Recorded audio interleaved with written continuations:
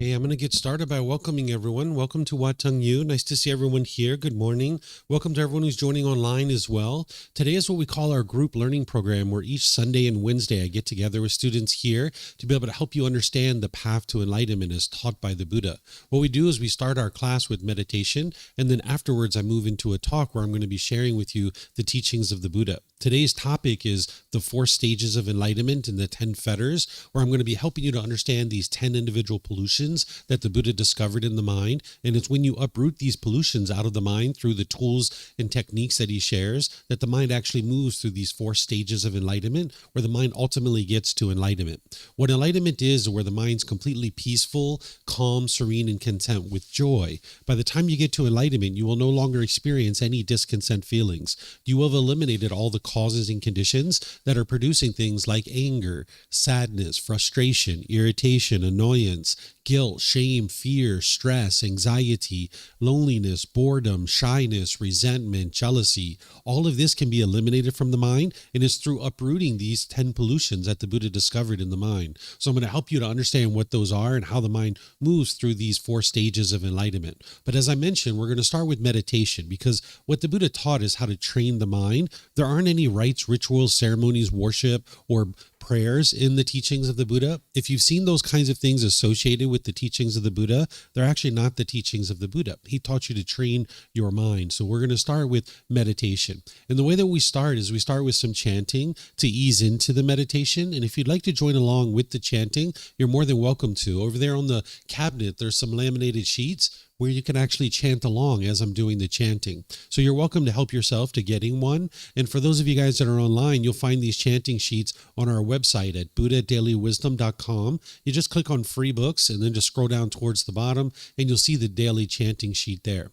These chants are something that helps ease your mind into meditation and get more benefit out of the meditation itself. During the lifetime of the Buddha, he used chanting as a way to help his students to commit the teachings to memory. Every 2 weeks, his students would come together and they would recite his teachings orally. This is the way that they were able to commit the teachings to their memory. So you can see from the origins of chanting that this isn't a rite, ritual, ceremony, worship, or prayer, or anything like that. As I mentioned, there's none of those things as part of the teachings of the Buddha. The Buddha's not teaching you to believe a bunch of things and then hope something good happens when you die. He's teaching you how to learn and grow and develop in this life, getting to the ideal life in this life. So these chants, you can see from the origins that it's not a rite, ritual, ceremony, worship, or prayer. Today, we use it to ease the mind into meditation and get more benefit out of the meditation itself. So if that's something you're interested in, you're more than welcome to be able to chant along.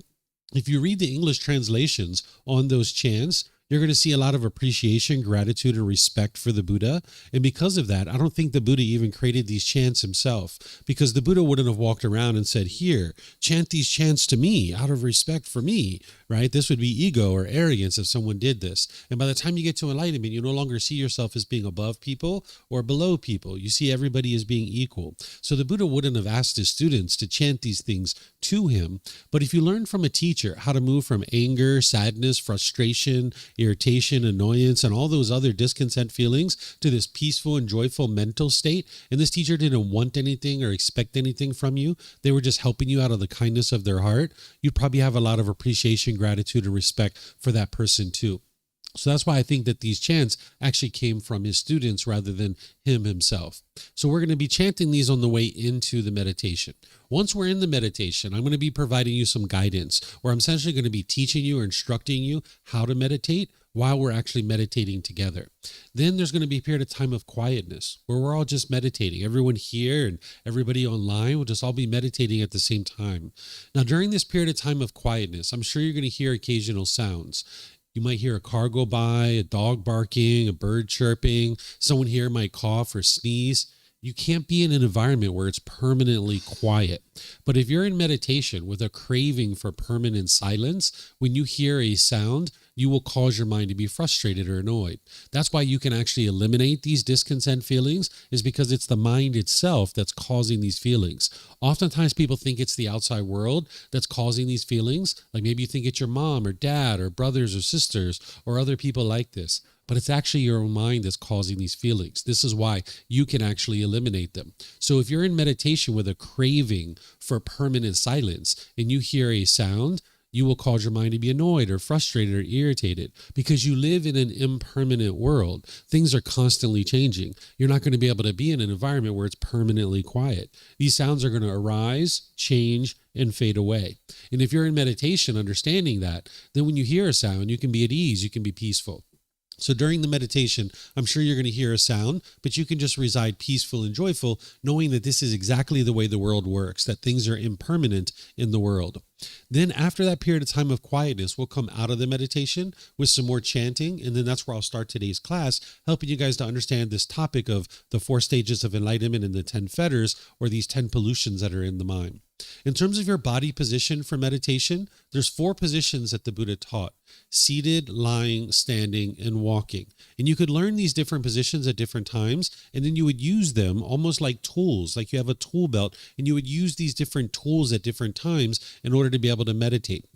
So in the future, you might decide to learn these different positions. But since most people are starting in the seated position, I would share with you guys some details on the seated position, just to help you get started and get familiar with this position. There isn't just one way to actually sit. If there was, that would be permanence. And we live in an impermanent world where not everybody's going to sit exactly the same way. So what I'm going to share with you are just suggestions or recommendations that you can consider. Maybe it can help you find something that's even more comfortable than what you have right now. But you can really sit however you like, whether it's something that I'm sharing with you or something you figure out on your own. You can just sit however you like, as long as the body's comfortable. You're not interested in the body being painful or luxurious, but instead comfortable. So if you're on the floor, you might be sitting with some cushions under your rear. This will kind of help soften your seat a bit.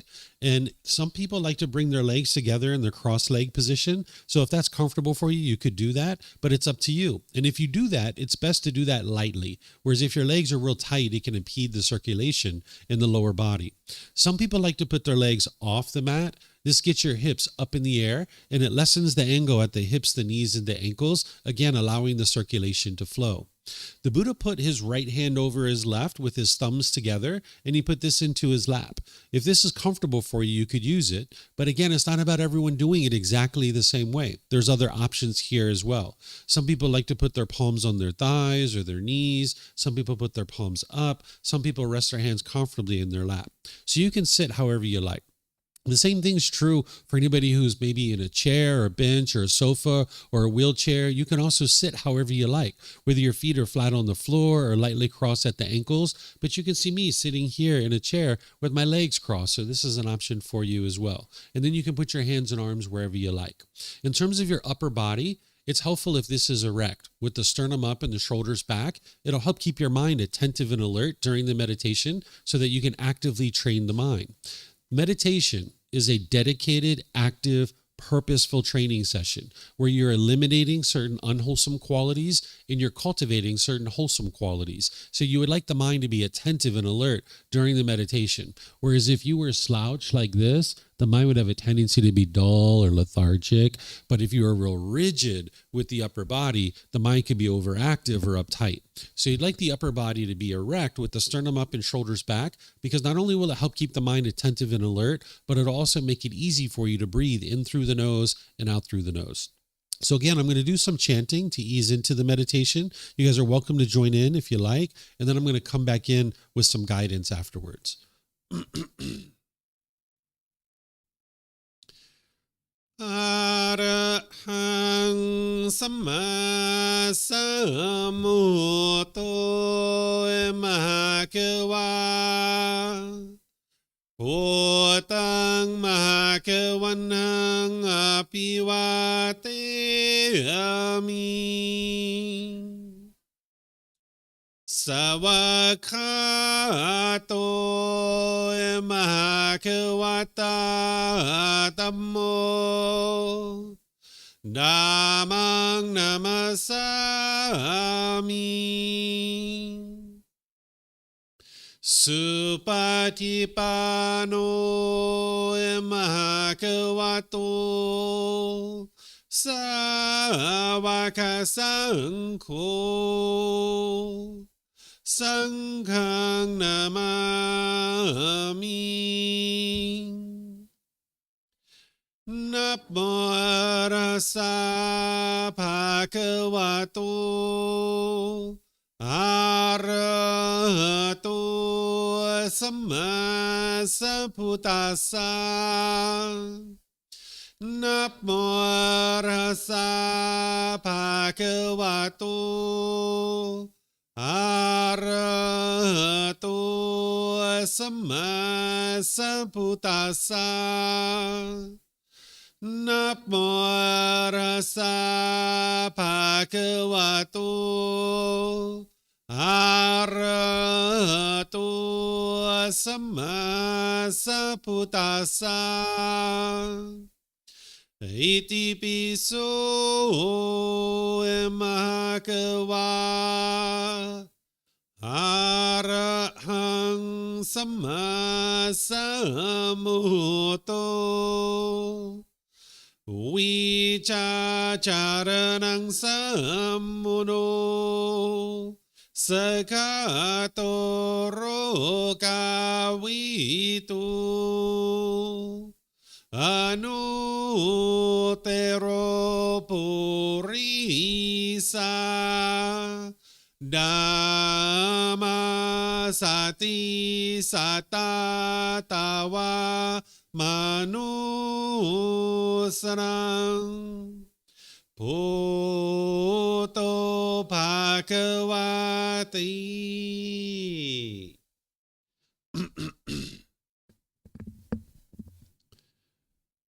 Okay, with the lower body and hands and arms comfortable, and the upper body erect. Just close the eyes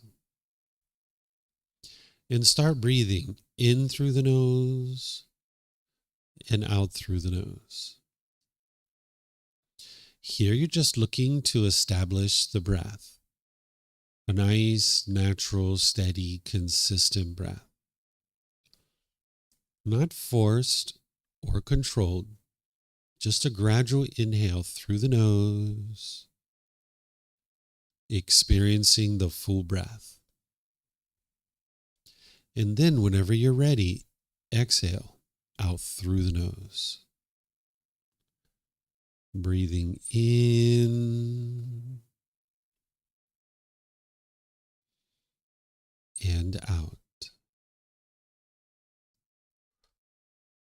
Breathing in and out.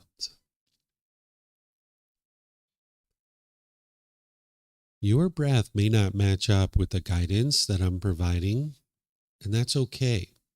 This is your practice. I'm just here for guidance. You can use this voice as a reminder that whenever you get to the next inhale, breathing gradually through the nose, developing a nice, natural, steady, consistent breath. And then whenever you're ready, exhale out through the nose, experiencing the full breath.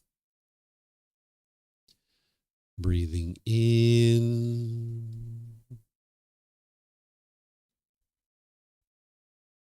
and out.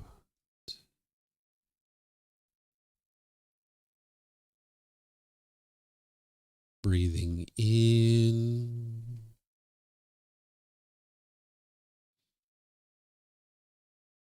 and out.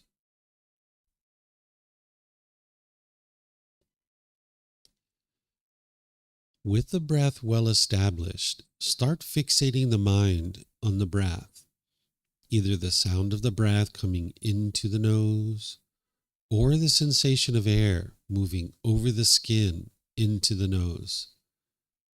The breath is the present moment. Fixate the mind on the breath, the present moment. Breathing in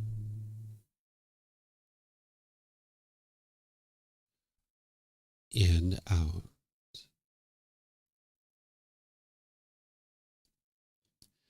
Breathing in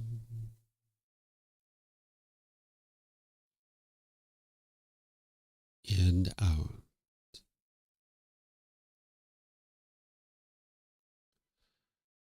With the mind fixated on the breath, whenever you notice that it moves off the breath, cut that off, let it go, and come back to the breath, the present moment. No need to observe the thought, label it, judge it, analyze it, or even try to figure out where it's coming from. Whenever you notice that the mind is moved off the breath, cut that off, let it go, and come back to the breath, the present moment. Breathing in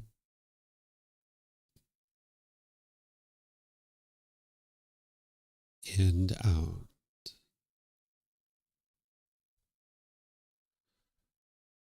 Breathing in and out.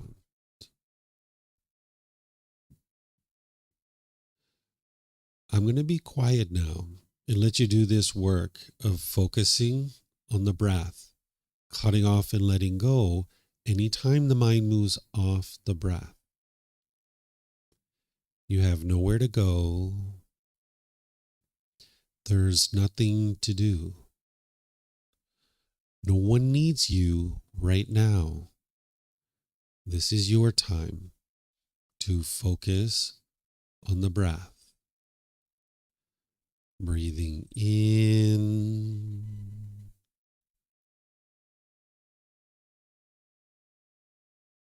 and out.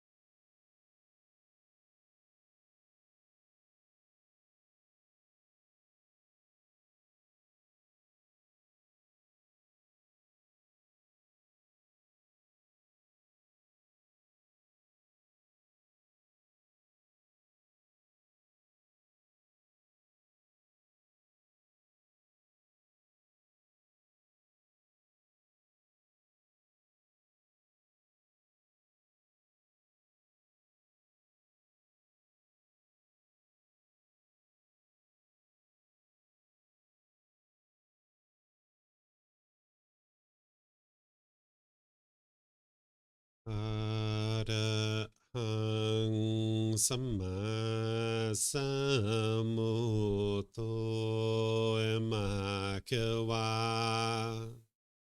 โพตังมหาเขวันหังอภิวาเทมิ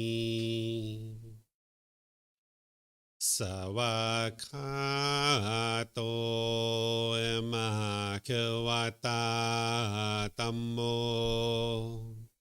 ดามังนามัสสามิสุปฏิปันโนมหาเขวโตสาวกสังโฆสังฆังนามามินะโมอะระหะสะภะคะวะโตอะระหะโตสัมมาสัมพุทธัสสะนะโมอะระหะสะภะคะวะโตอะระหะโตสัมมาสัมพุทธัสสะนะโมอะระหะสะภะคะวะโตอะระหะโตสัมมาสัมพุทธัสสะอิติปิโสมหาเขวาอะระหังสัมมาสัมพุทโธวิชาจารนังสัมมุโนสกขาโตโรกาวิตุ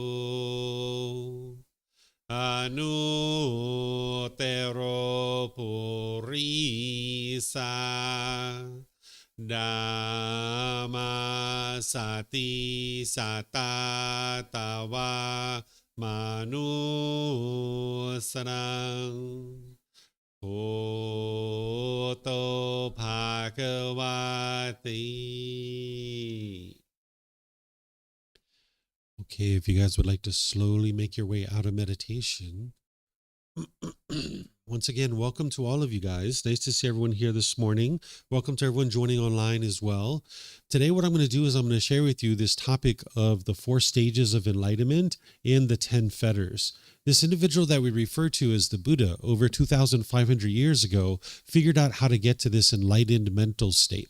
Enlightenment is where the mind's completely peaceful, calm, serene, and content with joy.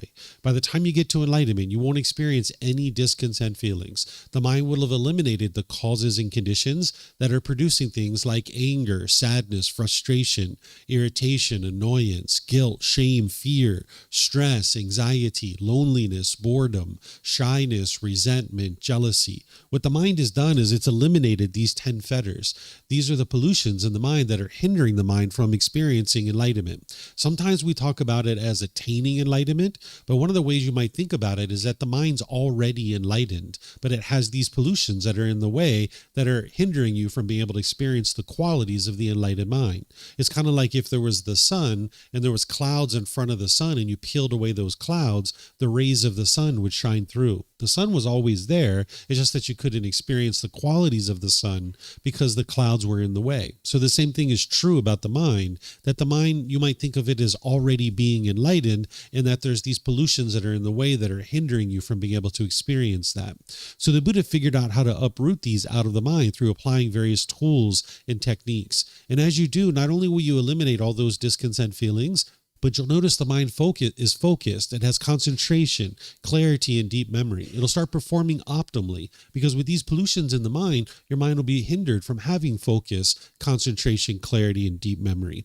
You'll notice that your mind isn't bitter and hostile and harsh anymore. So your personal, professional relationships will really be blossoming.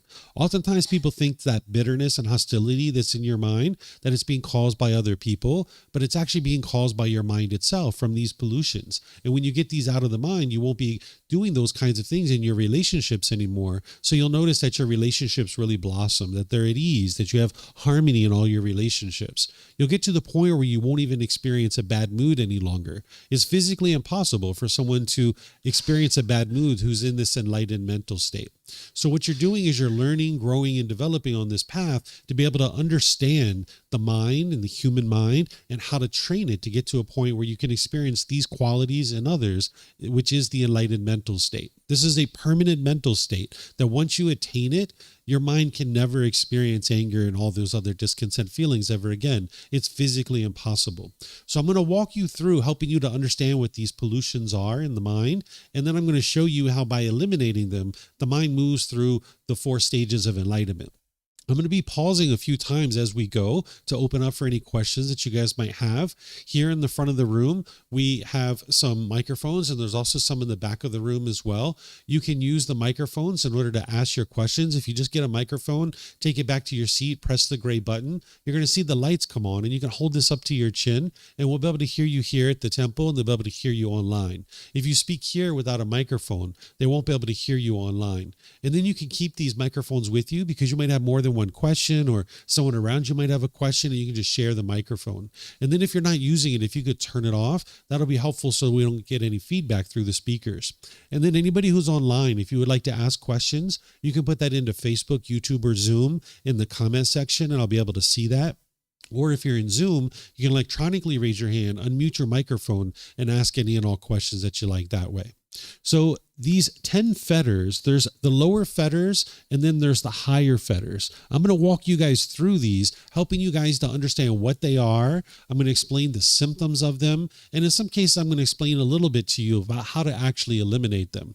In this group learning program, which just recently restarted from the beginning, each Sunday I go chapter by chapter in this book, helping students to be able to understand the path to enlightenment. You can get this book for free by downloading it from our website. You can take it and go print it. You can get printed versions here by just reimbursing us for the printing cost, or you can get it on Amazon. So next week, I'm going to be starting with chapter 1, where what I've been doing so far from the restart is I've been giving kind of like an overview of the path to enlightenment, sharing the Eightfold Path in 3 separate sections. And I've been going into detail, helping students to understand this important teaching, a core central teaching of the Buddha.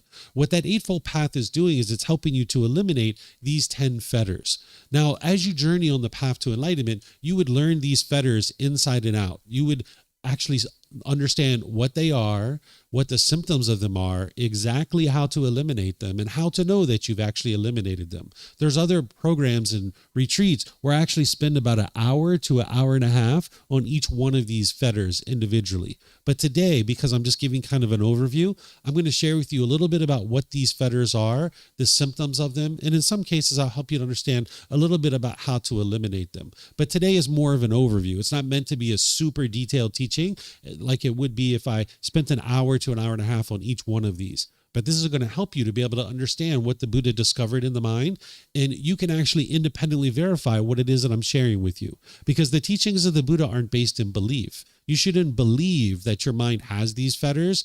Instead, you're going to need to be able to independently verify it. Because when I explain to you the symptoms of these fetters, you'll be able to see in your life, you experience exactly what it is that I'm describing.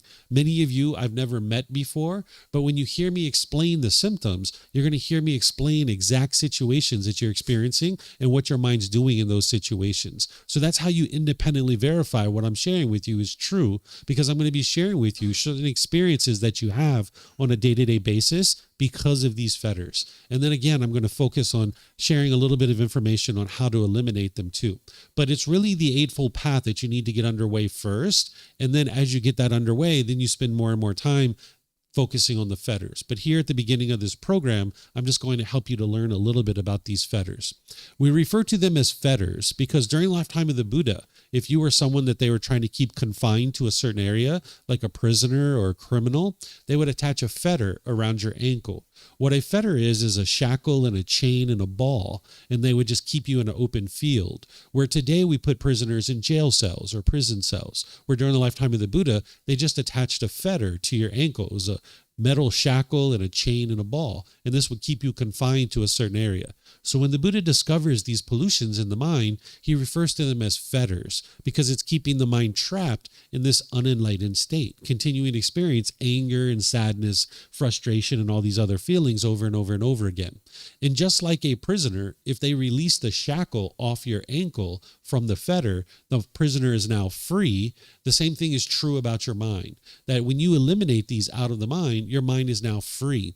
Because when you're experiencing stress and anxiety, guilt and shame and fear and all these other discontent feelings, your mind's not free. It's all bound up. And you're experiencing the difficulties and struggles of those feelings. But when you eliminate all of these out of your mind, the mind has now been purified. And now, as the mind is purified, you'll experience the peace and joy of the enlightened mental state. And this is a gradual training, gradual practice, and gradual progress.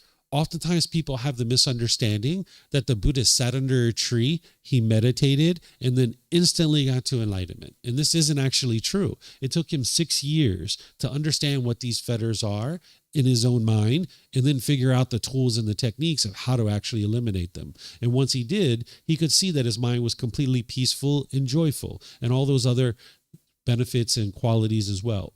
And then he spent the rest of his life from the age of 35 to 80 helping people to understand how to eliminate these from their mind so that then you could experience this enlightened mental state as well.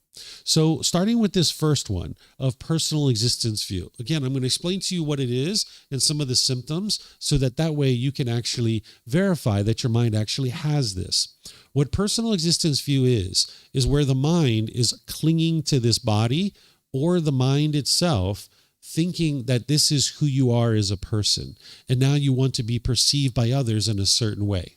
So, for example, the mind clings to a self-image or a self-identity, wanting others to perceive you in a certain way. The mind is confused and has misunderstanding. It thinks that this body or this mind is you.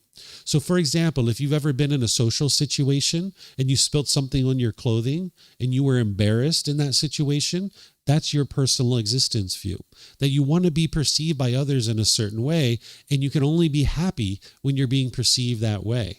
But when you have this spaghetti sauce or chocolate ice cream all over your clothing, now you feel embarrassed in this situation. Or say you maybe were in front of your closet and you were thinking, who am I going to see today? And how do I want to look? And maybe you put on a certain set of clothes and you looked in the mirror and you're like, no, that's not how I want to look. And you put on another set of clothes. You're like, no, that's not how I want to look. And you put on the third set and you're like, all right, now I feel comfortable to go outside. This is how I want to look today. Or you might have looked in the mirror and you saw a pimple or a mole or a wrinkle or gray hair, or you started losing your hair and you were shaken up by this. This is your personal existence view. Clinging to this body, wanting to be perceived by others in a certain way, and not feeling comfortable unless you're being perceived the way you want to be perceived. If you were like me when I was a kid, I used to get out gel and mousse and I would run it through my hair and I would try to get every little hair in exactly the right spot before I go out to school. And sometimes I'd do this for so long I'd miss the school bus on the way to school, right? So maybe you did these kinds of things, right? This is your personal existence view, wanting to be perceived by others in a certain way. And you can only feel comfortable if you're being perceived that way. And if you aren't being perceived that way, you'll experience painful feelings like embarrassment or other things like this. But that's the self-image part where you're clinging to the body, wanting it to be permanent, when in reality it is impermanent. But there's also the self-identity. You might be clinging to things in your mind of who you think you are as a person. This is based on your culture, your ethnicity, maybe your sexual orientation, your nationality, your job or occupation. You might think that I am American, or I am Chinese, or I am an Aussie, or I am a Brit, or I am German, or I am Canadian. Any of this I am around your culture, your ethnicity, your sexual orientation, your nationality, job or occupation, or any number of other things that your mind can be holding on to of who you think you are as a person. And now, once again, when you're outside, you can only feel comfortable if somebody is relating to you and perceiving you in the way you want to be perceived. So, for example, if you have in your mind the identity of I am a boyfriend, I am a girlfriend, If you hold this in your mind, I am a husband, I am a wife. When you guys are in a relationship, you'll feel pretty good about that. You'll have a certain amount of comfort. But when you break up with that person and now you're single, your mind doesn't identify with I am single. So now you might have felt like you wanted to hurry up and get right back into another relationship because the mind didn't realize that this uncomfortableness was coming from your personal existence view. Your mind was holding on to this identity of I am a boyfriend, I am a girlfriend. And the mind didn't feel comfortable with I am single. So it felt like the way to solve that is to hurry up and get right back into another relationship. Or say you have this nationality in your mind, like I am American or I am Chinese or any of these other nationalities that you might have. You might think that I am American. Well, now if you're in a restaurant and 2 tables over, somebody's talking very fondly about the nationality that you have in your mind. They might say, all Americans are lovely and kind and warm and gentle. Now, if you hear that, you might get all these pleasant feelings, right? Because like, wow, they're talking about me, right? And you feel so good about that, right? But then 2 tables over in this restaurant, somebody says something degrading or disparaging about Chinese people or people from Lithuania or Colombia or wherever it is that you consider I am this. And now you feel frustrated or angry or irritated because they're talking about me. So your mind can hold on to any number of identity, even like a job or occupation, like I am a police officer. If I was holding on to that identity, as long as I'm doing that job, you feel great. Maybe 10 years, 15 years, 20 years, but then maybe you get injured and you can't do the job anymore. Or maybe you get fired or laid off, or maybe you retire and you feel like less of a person because your mind now, you're driving a taxi cab and you're thinking, I am a police officer, and you feel disgruntled or agitated and like less of a person. Sometimes people have this personal existence view so challenging and so bad that they might go to their family in their home country and they say, Mom and Dad, I don't even know who I am anymore. I need to go find myself. I need to go find my true self. I'm going to go to Thailand and I'm going to find myself, right? Some of you guys might be here to do that, right? Well, what the Buddha teaches you is that you're not going to find yourself in Thailand because it doesn't exist. That's the mind grasping and clinging and trying to hold on to something of who you think you might be. The mind might come here to Thailand and find a new job, find new friends, new hobbies, new activities. You might go home to your parents and say, Mom and Dad, I found myself. I know who I am again. Yay, I feel so great. But then 5 years later, when all that stuff changes, you're right back in the same problem. You don't know who you are anymore because all that stuff has changed. Your mind is grabbing onto these things, thinking that this is who you are.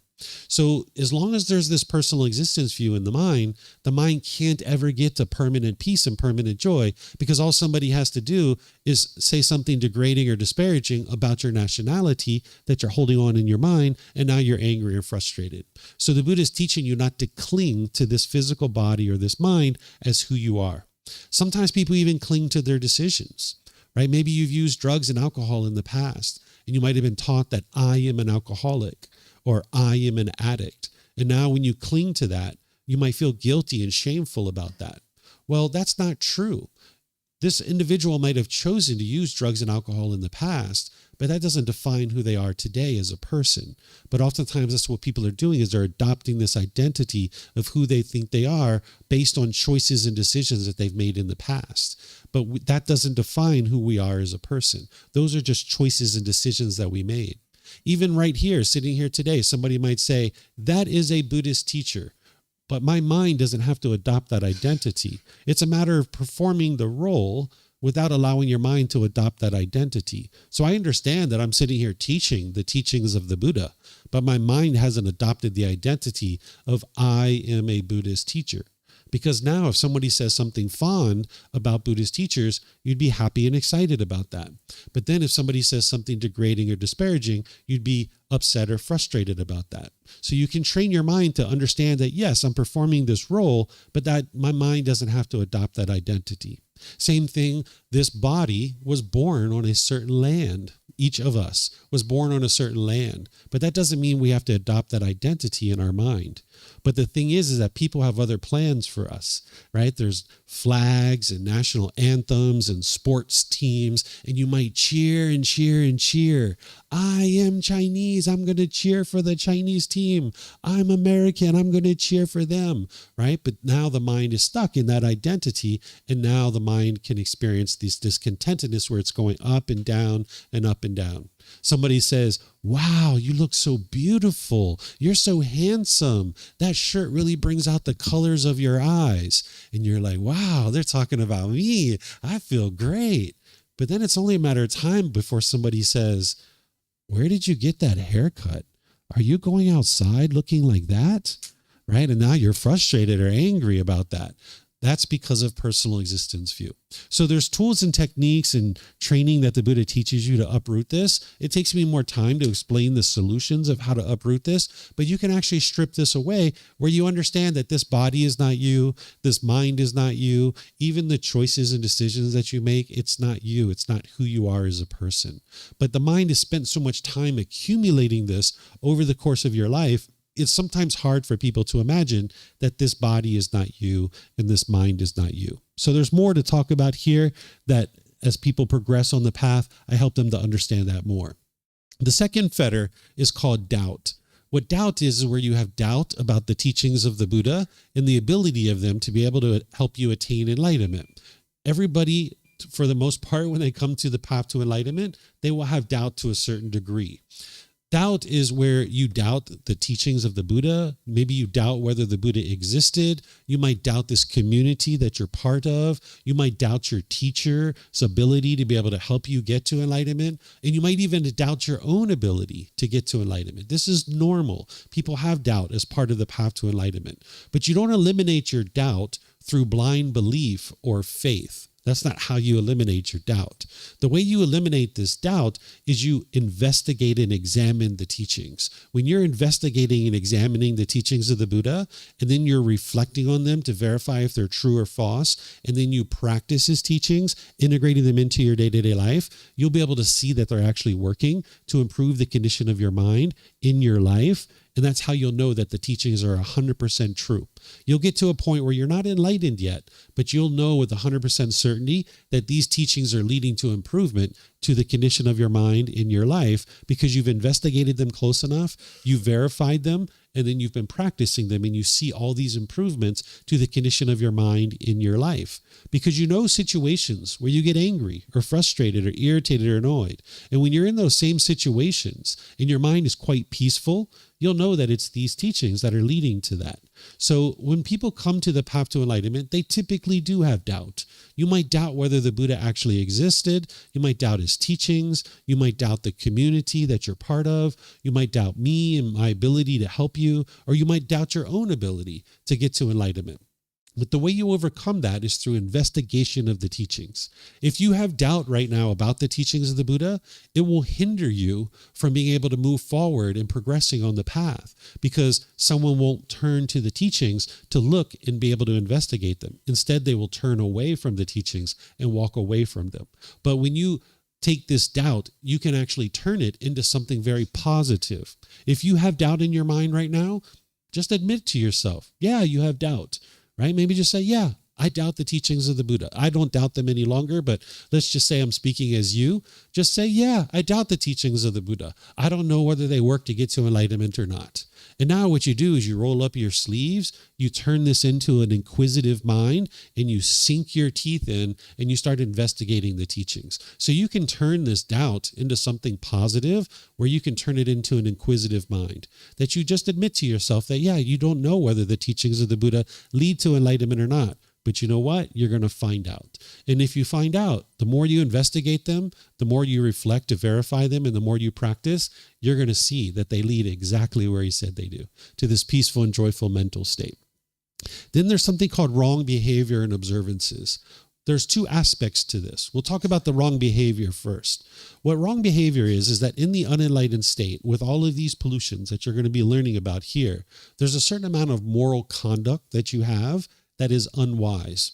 when you're being bitter and harsh and hostile with people, when you're being argumentative with people, when you have ill will towards them and you're having hatred towards them, there's going to be certain moral conduct that you have through your intentions, your speech, and your actions that is putting out harmful conduct.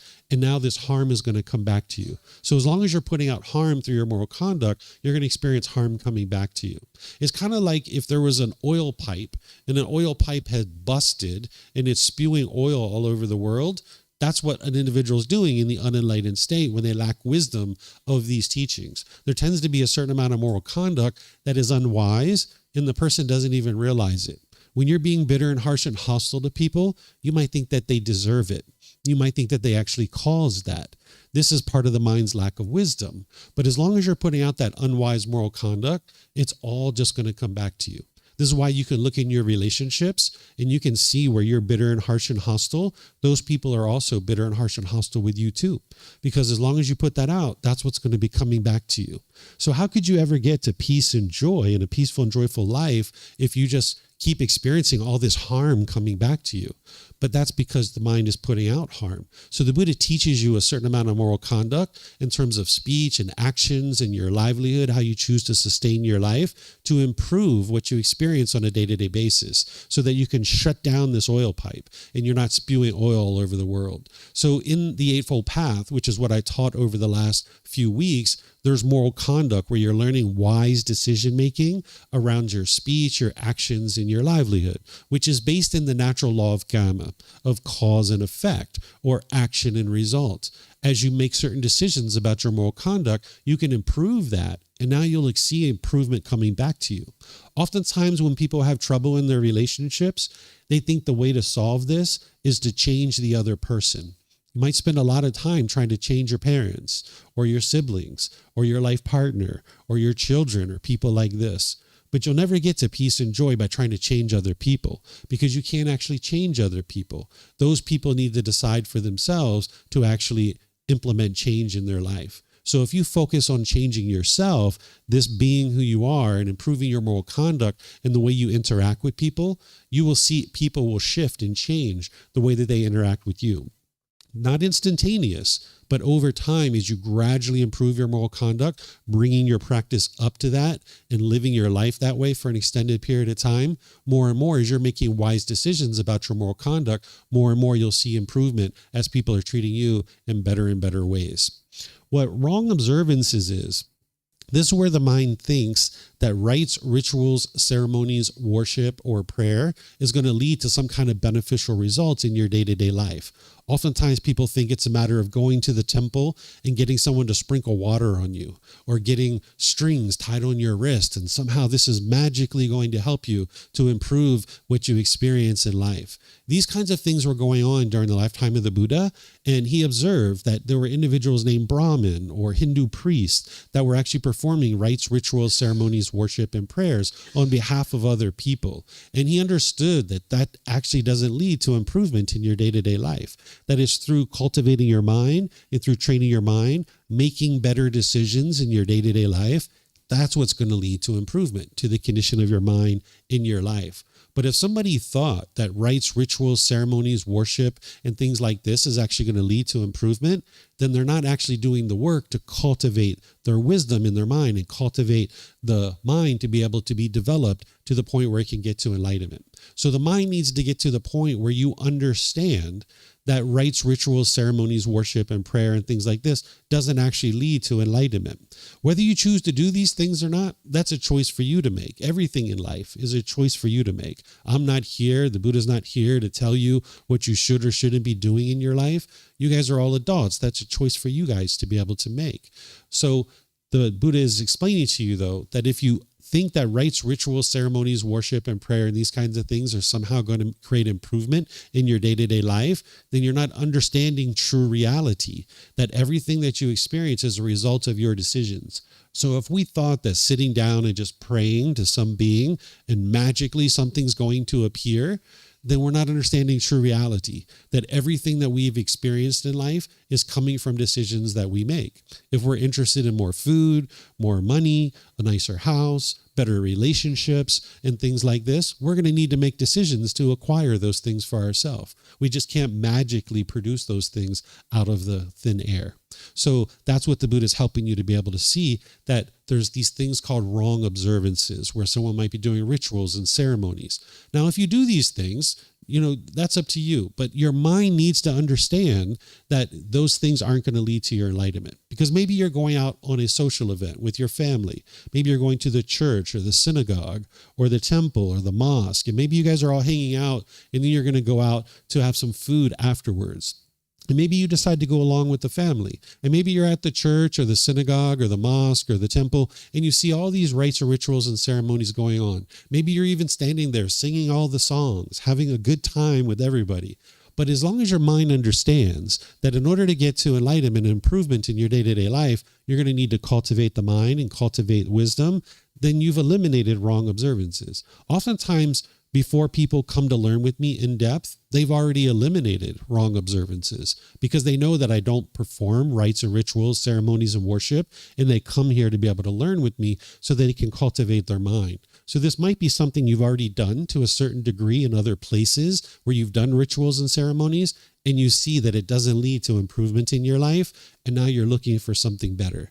And that's what the teachings of the Buddha are about. So you might have already eliminated that portion of this fetter where you understand that rituals and ceremonies aren't going to lead to an improvement in your life. Then there's something called sensual desire. If you've ever heard about the teachings of the Buddha talking about craving, desire, attachment, wants, and expectations, it's sensual desire that we're talking about. The mind in the unenlightened state will have this sensual desire. What this is where the mind is longing and yearning through your sense spaces, wanting agreeable contact. And if you get things that are agreeable, then you experience pleasant feelings. But if you have disagreeable contact, then you will have painful feelings. What your sense spaces are the eyes, ears, nose, the tongue, the body, and the mind itself. The mind is longing and yearning through these sense spaces, wanting permanently agreeable contact through these sense spaces. And if you get that, you get pleasant feelings. But if you don't get it, the mind gets painful feelings like anger, sadness, frustration, and others. So I'll give you guys some examples of these so you can see what I'm talking about. Let's just say you're walking down the street or rolling down the street, and you are here and you see a parent holding the hand of their child. And as they're holding the hand of their child, you're like, oh my gosh, that's so beautiful. Wow, look at that. The child's holding the parent's hand. They're walking across the street together. Oh my gosh, that's such pleasant feelings because you're seeing something with the eye that is agreeable to you. And you get all these pleasant feelings based on the condition of seeing this thing.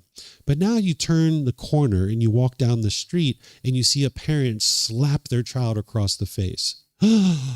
Oh my gosh, you might be so angry or frustrated if you see that. It's not the person that's causing that. It's your sensual desire. The mind can only be happy when it sees things that are agreeable to you. These things that are disagreeable that you see, the mind doesn't like that, and now it experiences these painful feelings, where what you just experienced is impermanence. We're not talking about what's wise or unwise here, right? Because obviously it's unwise to hit anybody, especially a child. But what's causing the mind to experience the anger and frustration is its sensual desire. It can only be happy when it sees agreeable things. But when you see disagreeable things that's disagreeable to you, you get angry or frustrated or irritated or some other discontent feeling. Here's an example for the ears. Let's just say you're at a stoplight in your car and someone pulls up to you in their car with some music on. And this music is music that you like and you listen to it. And you're like, whoa, that's my jam. All right, party, party, party. Let's go, right? And you're dancing in your seat, having a good old time, right? But now you pull up to the next traffic light and somebody else pulls up to you with a different type of music.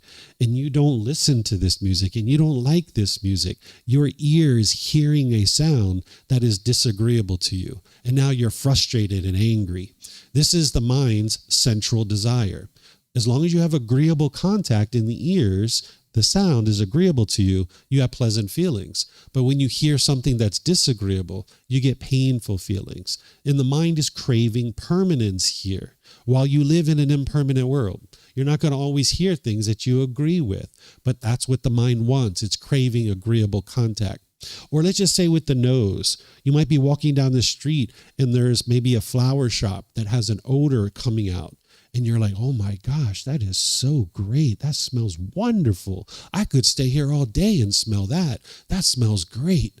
And then you walk a couple more steps and you get a whiff of the sewer. And you're like, oh my gosh, that's horrible, right? This is the mind's central desire. It's craving for permanently agreeable contact through the nose, where you live in an impermanent world. Some things are going to smell like flowers and some things are going to smell like the sewer. And you just need to understand, like, that's a sewer. Let me keep walking. That's pretty ripe. Let me keep walking, right? And the same thing's happening with your tongue. There's certain foods that you find agreeable and you gravitate towards those and you get so happy and excited when you eat them. But then there's other foods that you're repulsed by, other flavors that hit your tongue that you're repulsed by and you're pushing away. And then there's certain things that touch the body, certain physical objects. Like say you're walking down the street, you're feeling all great, you're on the sidewalk, and you're like, wow, this is great. I got all this space to myself. I'm walking down the sidewalk. But now somebody comes out of a store and they bump into the body. And you're like, boom. And now you find that as disagreeable. And you get angry and frustrated that somebody's had physical contact with this body. And then there's the mind itself. That's the sixth sense base. That in the present moment, you could be thinking about something from the past that's either pleasurable or painful. And now in the present moment, you're forming feelings based on that. Or there could be something in the future that's either pleasurable or painful. And now you're forming feelings about this. So there hasn't been any contact through the eyes, ears, nose, tongue, or the body. It's just the mind itself. Maybe let's just use the future. Maybe you're thinking about this trip to Thailand. You're in a business meeting and you're thinking about your trip to Thailand and you just can't wait to go and you're so excited to go. And now you get all these pleasant feelings in the present moment. But then maybe you're thinking about 3 weeks from now, you need to do a presentation to your boss in the upper management of the company. And now you're feeling stress and having anxiety about this. This is your mind thinking about something in the future, forming feelings based on that today. And now the mind is experiencing discontentedness. So this central desire is the mind longing, yearning through the senses of the eyes, ears, nose, the tongue, the body, and the mind itself, wanting permanently agreeable contact when that is impossible because you live in an impermanent world. So the Buddha teaches you various teachings, like the breathing mindfulness meditation we just did, train your mind to let go. He teaches you generosity, to give and share with the people around you, train your mind to let go. He teaches you to cut off and let go whenever discontentedness is arising. Many different things like this to be able to eliminate this central desire. Because when you allow central desire to exist in the mind, you can only be happy when you're getting what you want. When you're having things contact these sense spaces, you can only be happy when you get what you want. So your happiness shrinks. But when you get rid of your central desire, you can actually be happy all the time. So when this central desire is getting fulfilled, you'll be happy. But when it's not getting fulfilled, you'll have painful feelings. And one of the things that happens when the painful feelings occur is there can be this ill will. The ill will is the bitterness and hostility, the agitation and frustration that the mind has. And when this ill will is arising, an individual will typically become unskillful. They will tend to push person away. They will think that this person is causing them to be angry, and they will push this person away. Or they will be bitter and harsh and hostile towards that person through their intentions, their speech, and their actions. Or you might put your expectations on someone and try to control them or force them to do things your way. This is the mind trying to get its central desire fulfilled. The mind thinks, if I just push this person away, then I can get what I want. Or if I'm bitter and harsh and hostile with this person, they will do what I want them to do. It'll fear them into doing what I want them to do. Or if I put my expectations on them and try to control them and pressure them to do things my way, The mind's trying to get its central desire fulfilled. But this ill will is just standing in your way of harmonious relationships. Because as long as you're pushing people away, you're being bitter, harsh, and hostile, or you're putting your expectations on people, you can't live harmoniously with all beings. So you need to be able to see that this central desire and ill will are actually connected. And as long as there's central desire there, there's going to be ill will that's rising up in the mind. And now it's going to motivate unskillful conduct, which is damaging your relationships. So there's a solution here too, which is to apply loving kindness meditation.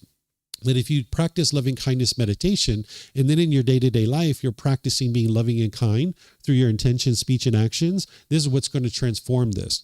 Because this is the exact opposite. The bitterness, the harshness, the hostility is what the pollution of the mind is. But the opposite of that is to have love and kindness for all beings. But you need a technique to be able to cultivate that in the mind. It's like filling up your mind, filling up the gas tank with loving kindness. And then you go out into the world and practice being loving and kind with all the people around you. And now this is going to transform your mind, and it's going to transform your relationships, where you're no longer being bitter and harsh and hostile with people. Because again, what people firmly believe in the unenlightened state is that it's other people who are causing you to be angry and frustrated.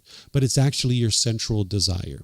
So this is almost like a instruction manual for this human being that you are, is understanding central desire and ill will. And of course, all of these, but this central desire is helping you to see what the mind's doing, is it's having contact through the eyes, ears, nose, the tongue, the body, and the mind.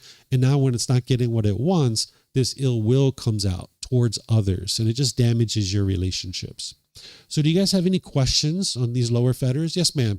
Could you get a mic? There's microphones throughout the room, and then that way the people online will be able to hear you.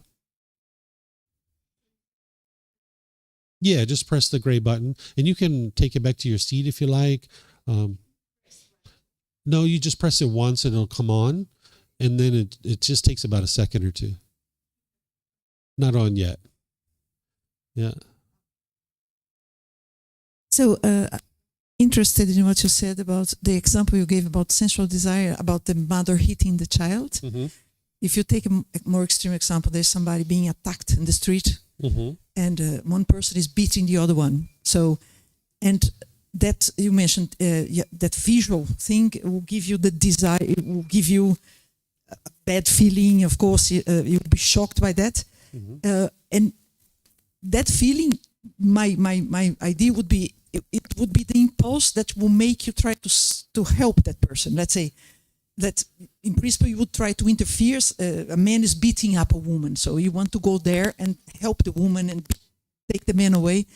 So in a way, it is good to have that kind of repulse feeling about the scene that you see, which is so horrible, that pushes you to go there and maybe even put yourself in harm's way and try to do something about it to save that person. So that's my question. Is it not, in a way, positive to feel repulsed and to feel bad about that situation, that it makes you want to interfere and do something about it? And otherwise you might just say, okay, this creates in me a bad feeling, a repulsive feeling, and then I'm going to not act on it. Or, yeah, how do you... Yeah, that's not helping you at all. That repulsion that you experience, the mind's all shaken up in that situation, and now you're not going to be able to access your wisdom. Because when your mind's uncalm, you won't have mindfulness or awareness of mind.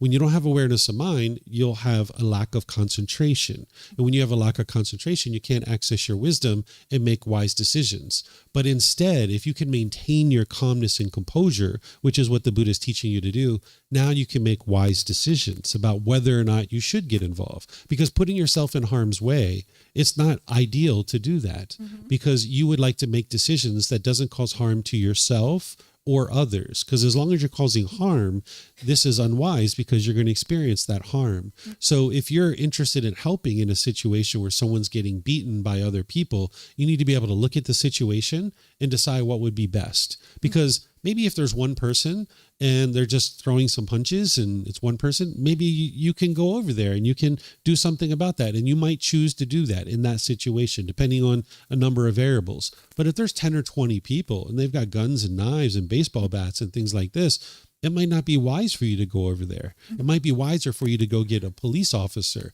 and a whole gang of people and come and help in that situation. So you need to be able to look at the situation calmly and then make wise decisions. That's what's going to produce wholesome results for you. The mind being shaken up like that doesn't actually help you. It actually hinders you from being able to make wise decisions. So that's why the Buddha is teaching you how to eliminate that out of the mind so that now you can get to 100% wise decisions in every situation, because each situation is different and the variables are different. And you're going to need to think through those variables and figure out what would be best. And just one follow-up question quickly. What that moral compass that makes you feel repulsed by the fact that somebody's being beaten up, maybe a weak person is being beaten up by a strong one. Where does it come from that you say it feels, I don't like it, it's wrong? Yeah. So that's not the moral compass. The thing that's making you feel repulsed and that you find this to be, harmful and repulsive. It's the sensual desire. It's not the moral compass. The moral compass is what we're going to be talking about next, which is the wisdom in the mind. When you have wisdom about what is wise moral conduct and what is unwise, that's your moral compass. The Buddha calls it moral wrongdoing, that you understand what is wise and what is unwise from a moral standpoint. And now you make choices to do wise things because you understand that as you make wise decisions based on your moral conduct, it's going to produce wholesome results. But in the unenlightened state, you won't understand 100% of wise moral conduct. In the unenlightened state with these pollutions, you will be making unwise decisions to a certain degree about your moral conduct. But because the mind's ego, the mind will think, I'm doing everything right, and it's everyone else that's the problem, right? But when you clear out all these pollutions and you cultivate wisdom, you'll be able to see that right now, as an unenlightened being, there's certain unwise decisions that you're making, and now you're not interested in being motivated by feelings and emotions. You're interested in being motivated by wise decision making, and now those wise decisions will produce wholesome results for you, rather than just basing things in emotions and feelings, which doesn't actually lead to beneficial results. Okay. Thank you. Yeah. That's good. You're welcome. Yep. I think you might have already turned it off. Yeah. So press it again to turn it off. It should say off on the microphone. Yeah. Yes, sir. You have a question? Yeah. I'm going to try to word it properly. I got for 3 parts of there. So the personal existence view, central desire, and doubt. So if we go back to your clothing example, right? So can you genuinely enjoy presenting yourself to society where it is, but what you wear does have an effect on how people perceive you or how you're conducting your business, right? So how can you be like, no, I'm lucky that I'm able to wear all the different clothes I have, but when I'm getting ready for an event or something, and not being torn to say, well, I'm going to wear this because I know it's going to help me get this. Sure. So this is the middle way, right? So if you're having personal existence view, the mind is craving to be perceived by others a certain way. And you can only be happy if your mind is experiencing what you perceive to be beneficial in the way that this body actually looks, right? But if you are on the other side of this, you wouldn't care less about how you look. And it's just like you go out in the world and I don't care, right? And now you show up to immigration with ripped jeans and they don't give you a visa. I don't know that Thai people would do that, but we'll just use that as an example, right? Or you show up to a job interview with holy jeans and now next thing you know, you're not getting a job. And you're like, why won't they give me a job, right? So if you're on one side, you're worried and having anxiety about how you look and what is going on in the world. And then you can only be happy if you're being perceived the way you want to be perceived. On the other side, you could care less, and now you're having all these unwholesome results, right? So the Buddha is teaching you to come to the middle, where you train your mind to not be attached to how this body looks, that you don't form feelings based on how it looks. But now, as a wise individual, you're going to a job interview and you know that you're going to wear certain clothing because these people are looking for you to wear certain clothing. And now you're going to wear that clothing and you're going to show up for the interview.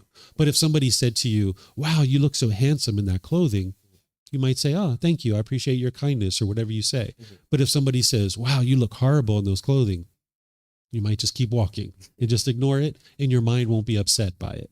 Right. So that's what it means to not have personal existence view, that no matter what people say, either favorable or unfavorable, you can maintain your calmness and composure. And you're just making wise decisions based on what you know is important in that situation. But there's more understanding that you need on this personal existence view. And there's more training that you would need to understand how to strip that away. Because it's one thing to sit here and talk about it intellectually. It's a whole nother thing to go out into the world and practice what it is that I'm talking about. So what I'm sharing today isn't a detailed understanding to be able to help you go out and eradicate these, but it's just giving people kind of an overview of it. And then in future programs, I share with students how to really go in and understand it and how to eliminate it. Yeah. And then the other one would be kind of with doubt and sensual desire. So it seems like you only, like in my mind, to reach enlightenment, you have to be like a monk and totally not get in relationships and things like that, because I'm finding when you go out all like action, inaction, like when you're taking action to meet somebody and stuff, that idea of beauty that you've cultivated over the years shows as attraction, which makes you actually want to go out and create a relationship, right? So how is that different from like that's a desire for pleasure or whatnot in my mind? Yeah, so it's not true that you have to be a monk in order to get to enlightenment. Ordained practitioners have stepped away from their family environment and they don't have those close personal relationships any longer. They've completely walked away from those. But that's not what you have to do in order to get to enlightenment. You need to eliminate the craving, desire, attachment within your mind for permanence. So you would be able to have relationships as an enlightened being. In fact, you would have much better relationships as an enlightened being, because in the unenlightened state, there's certain things you want from this person, right? Maybe you want their money, you want their attention. Maybe you want sex with them. Maybe you want to walk outside and look at my boyfriend, look at my girlfriend, look how handsome they are, look how beautiful they are. So initially, when you're first coming together with a boyfriend or girlfriend, there's craving, desire, attachment there. There's sensual desire. That's the reason why you're interested in having this person as your partner, because you're attracted to them physically, you're attracted to them intellectually, maybe you're attracted to their social status, maybe you're attracted to their finances or any number of different things. And now you want that person in your life. So when someone first gets together, there is craving, desire, attachment, there's sensual desire. But then as you guys grow as individuals, you can get to the point where you don't have that any longer. This is why when you first come together, the relationship's going really, really well because the expectations are very low. But then as you grow in a relationship, you have more expectations, you have more desires that you want from this person, and then you start having complications in your relationship. But if you learn how to navigate this relationship without sensual desire, you can actually get to a point where the relationship's completely peaceful and joyful. But as long as there's a sexual relationship of some type, there's sensual desire there. But ultimately, you're together 10 years, 20 years, 30 years. Eventually, you're going to be like, you know what? We've done that enough. And, you know, we don't need to do that anymore. I mean, it's kind of hard to imagine that maybe at this age, but I would have never told you at this age that I was going to give up sexual activity because it's really pleasurable. But there's actually something better than sexual activity. It's this mental state of enlightenment. But whether someone chooses to do that or not is a choice for them to make. But you can have a relationship with your children, even with a life partner, where you actually are enlightened, but you're not going to be having sex at that point. You guys would have been there, done that, experienced all of that, and now you've moved beyond it, realizing that there's something better. And that takes time for the mind to gradually see that. But if you're young, if you don't have a partner, that's something you're interested in, you might decide to do that. It's just that you wouldn't get to enlightenment yet.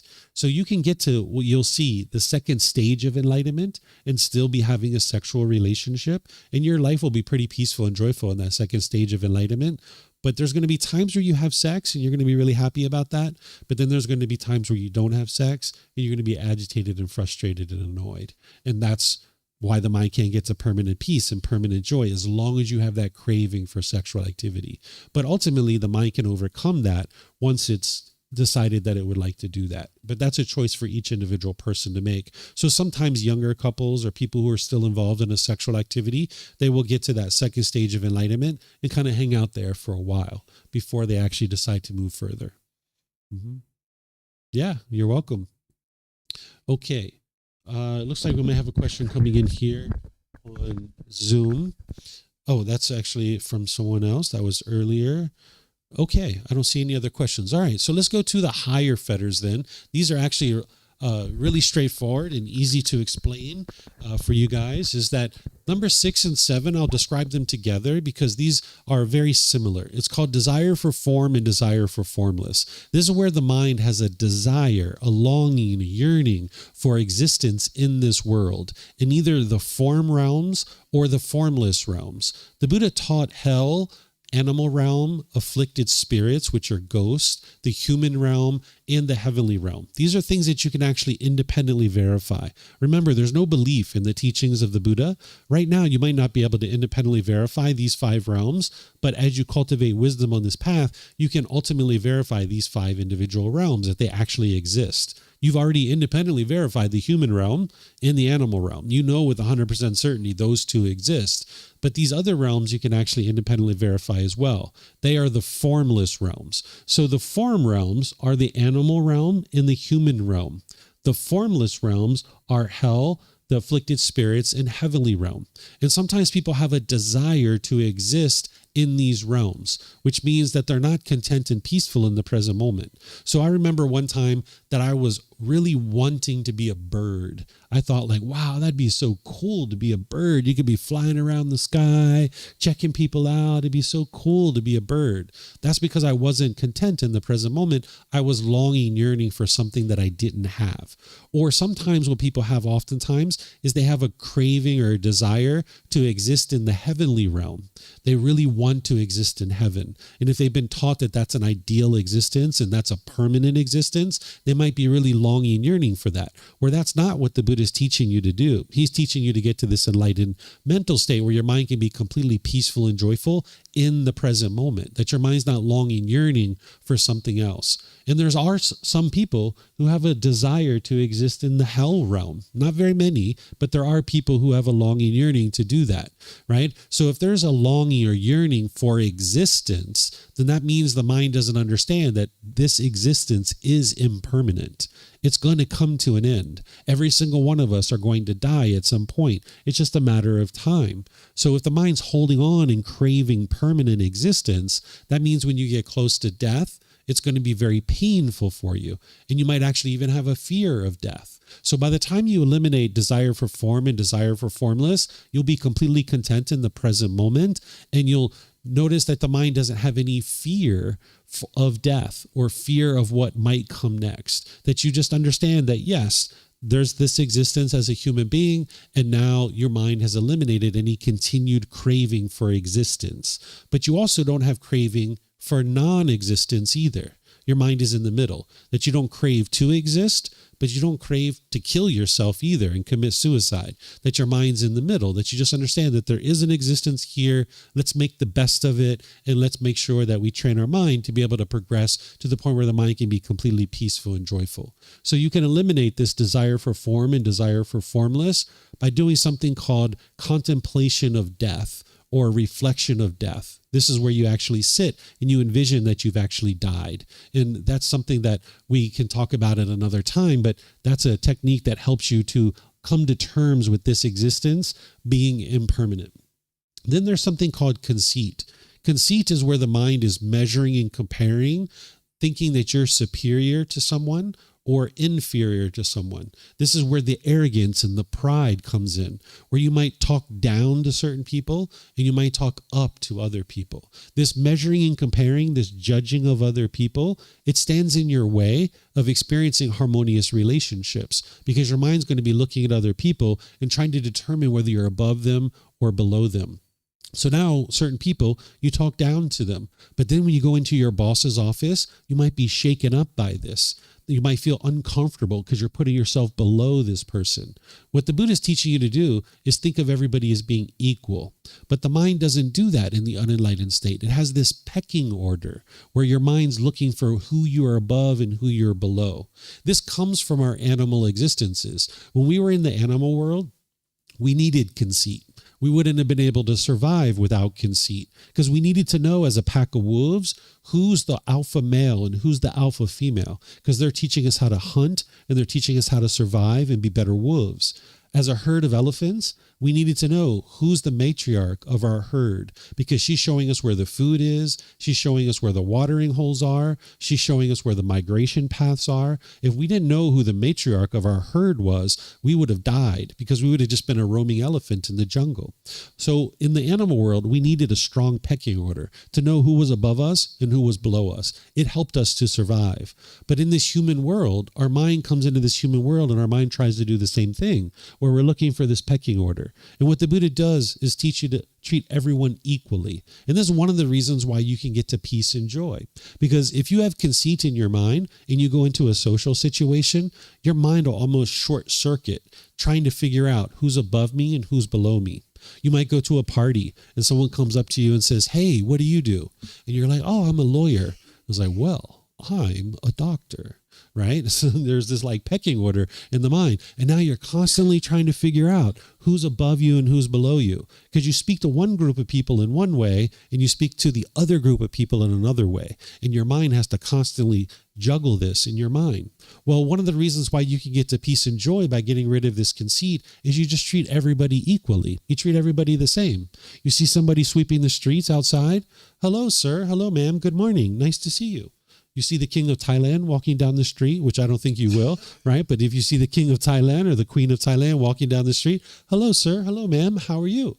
Right? You just treat everybody the same. And now your mind can be at ease. Whereas if you have to constantly figure out who's above you and who's below you, you can't do that. You can't get to peace. Your mind will be overactive.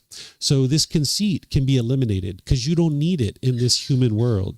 When you're conceitful, when you're arrogant and prideful, people will tend to push you aside. They'll be disinterested in associating with you. And it'll stand in your way of being loving and kind to all beings, because you're going to be talking down to some people and talking up to other people.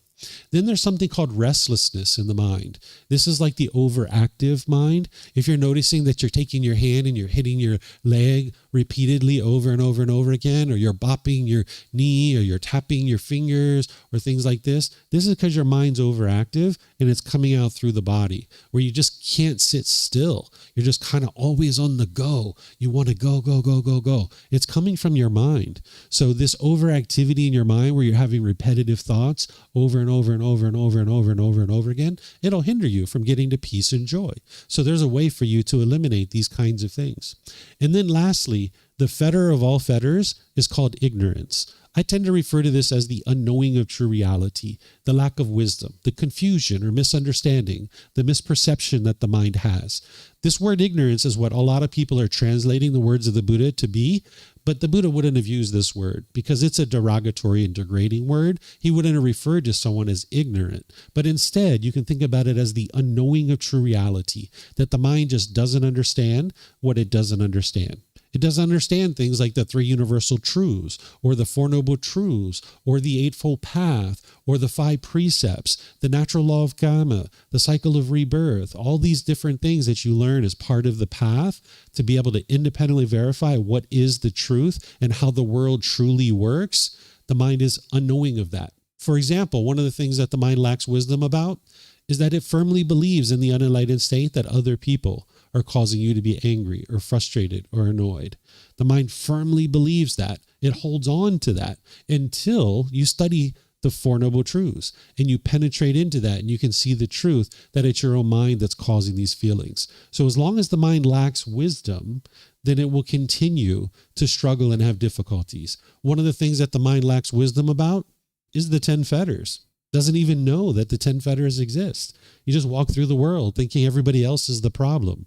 That's the ego. That's the conceit in the mind. So the way that you eradicate this ignorance is through the cultivation of wisdom. That's why there's no belief on the path to enlightenment, because belief is not going to help you eliminate ignorance. Because with belief, you don't know what's true or false. You're just believing it because somebody convinced you to believe it, or you convinced yourself to believe it. So that's why you need to learn, investigate, and examine the teachings, reflect on them to independently verify them, and then to practice them. That's what's going to help you to be able to see the truth. So an individual on this path to enlightenment, they are not a follower. They are not a devotee. They are an independent practitioner looking to cultivate wisdom. And they're working with a teacher who's pointing out for them the things that they need to learn. A teacher is kind of like a tour guide, pointing out for you the things that you need to learn. But it's you that's doing the work to be able to learn and grow and develop and cultivate your wisdom. That's what's going to transform the mind towards this enlightened mental state, because now you're learning all the various natural laws that you need to understand in order to be able to transform the mind. When we talk about awakening to enlightenment, what we're talking about is the cultivation of wisdom. That's what you're doing. That's what it means to be awake, that you've cultivated wisdom about the natural laws. So that's how you eradicate this one, is through the cultivation of wisdom. And this is going to help you eliminate all the others. So without wisdom, you wouldn't be able to actually understand these fetters and actually learn how to eliminate them. So any questions on any of these 5? Anything you'd like to ask? Yes, ma'am. There should be mics back there.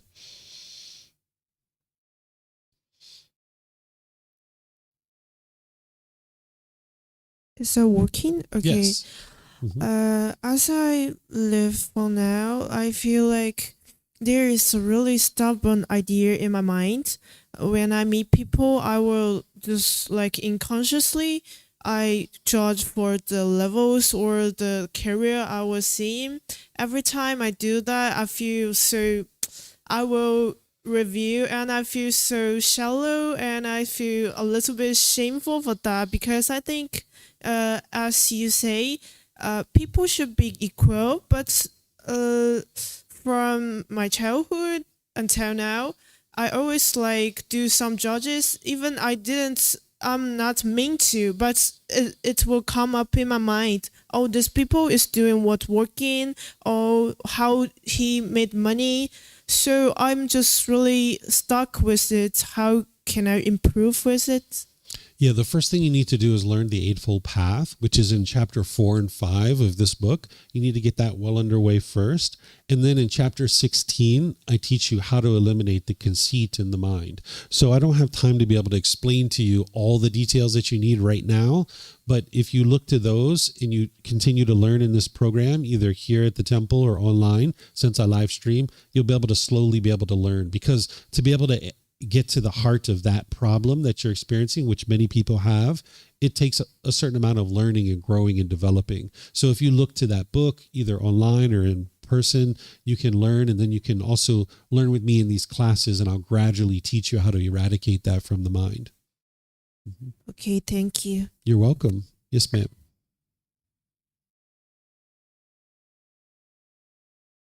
Hello. Yeah, I have similar problems, because that even though that I know in my work environment, I always treat everyone like equally. But as what I can always say is that those people who treat people, other people equally, they don't get promotion. Always those people who treat people differently get promotions. I think it's not equal. It's not fair. But I don't know how to change those kind of environment. Yeah, you're not looking to change the environment. You're not looking to change other people. That's not what this path is about. It's about changing your own mind. And there are certain things that are going on in that environment that you're not fully aware of, because as long as you have this ignorance and all these other fetters in your mind, you'll look at a situation and you won't see true reality. That's what the Buddha is teaching you how to do, is get these pollutions out of the mind so you can see true reality. Because right now you're thinking that when people treat everyone equally, they don't get promotions. This is most likely untrue, that your mind is looking at this situation, but you're not seeing all the details. Your mind is looking at it through these pollutions. When you have these pollutions in the mind, it's kind of like looking out at the world through a dirty window. And now when you look out at the world, it looks very dirty. So what the Buddha is teaching you to do is clean off the window, get rid of all these pollutions, and now you can see out the window with clarity, with true reality. So whatever you're seeing now, I'm pretty sure that it's not 100% the truth, because when you treat people equally, people will respond to that well. And you're just maybe not seeing all the other details of why these people aren't getting promoted. There's other things besides just what you're talking about. Okay. Yes, ma'am.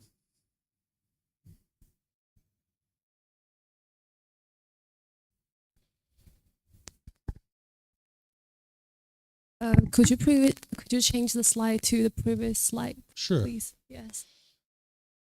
So the first question I wanted to ask is is like a follow-up question for, Mhm. and I will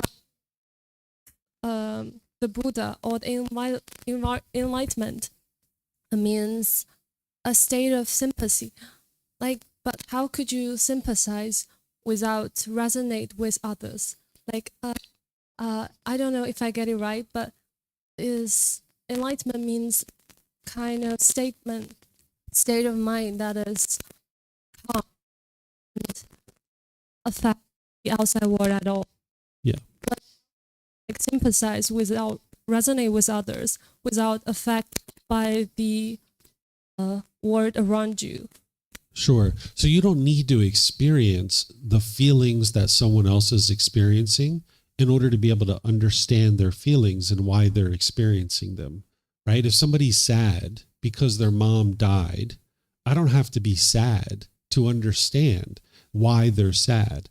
I can just understand that their mind is attached to their mom. They're craving permanence. They're wanting their mom to be permanent, when in reality, their mom is not permanent.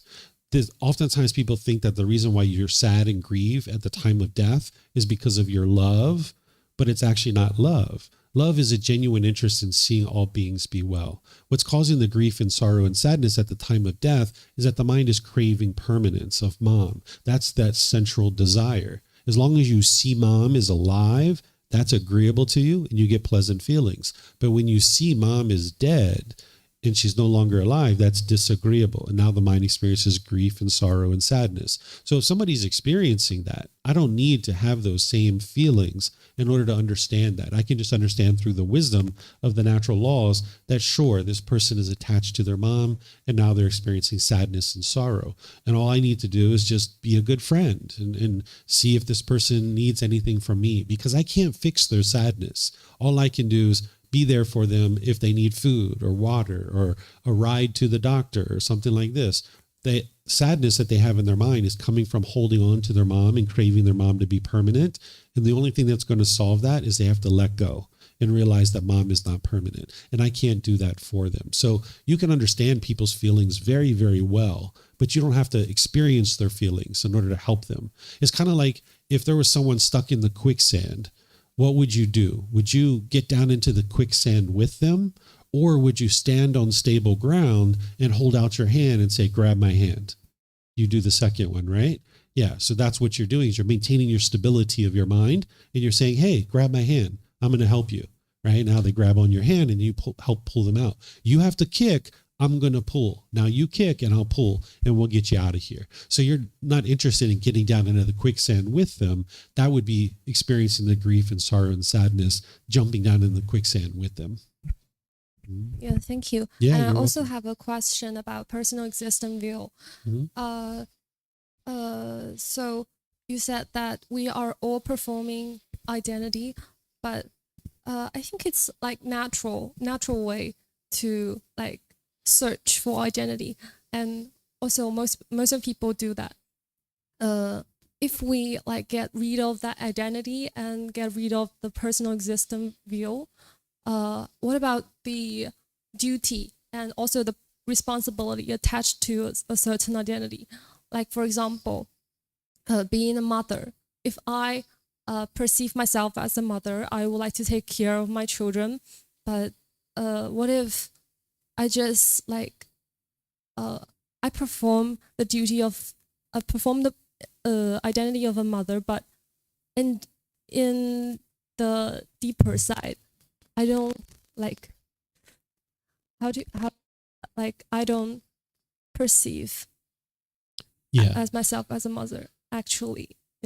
Sure. So this is the two extremes that the unenlightened mind can see. It can see I am a mother and holding on to that. And it can see the other side where if you get rid of that, then now maybe you wouldn't do anything to help your children, right? But neither of those two sides is what the Buddha is teaching you. He's teaching you to come to the middle, where you realize in this example that you've given birth to this being and you would like to take care of it, but you don't form your feelings based on that, right? So if somebody says, all mothers are lovely and kind and warm and gentle, you'd get happy. But then if people were degrading and disrespectful about mothers, you'd be angry and frustrated. So it's a matter of performing the role without allowing your mind to adopt this identity of who you think you are and now forming feelings about it. That's completely different. And you might have trouble seeing that because the mind can usually see these two extremes really well. So getting rid of this personal existence view doesn't mean that you drop your decision making around caring for your child. It means that you drop forming your feelings based on any kind of perceived identity of who you think you are as a person. And that's where you can get to the peace and joy. Does that mean that I get rid of that social norms attached to the personal identity? You will get rid of all your conforming to society, because when you talk about social norms, that's just conforming to what society thinks that you should do. But by the time you get to enlightenment, you'll understand this natural law of Gotama, what is wise and unwise, and you will make wise decisions around your moral conduct and how you choose to interact in the world. You'll cut through culture, you'll cut through social norms, and in some cases, you'll be doing things opposite of what other people expect. But when they get angry because you're not doing things their way, they're causing their own anger. You're not causing that anger. But in the unenlightened state, when you have sensual desire and all these other fetters, you will tend to conform to what other people want you to do and what other people expect you to do. But when you understand true reality, you'll cut through all of that and you'll make wise decisions. And even though other people might get angry and frustrated, you'll know that it's their own mind that's causing that. Thank you. Yeah, you're welcome. Would you guys mind turning off the mic that's in the white bowl? We're getting a little bit of feedback through the speakers. And I saw a young lady in the white. I think you had a question too, right? Mm-hmm.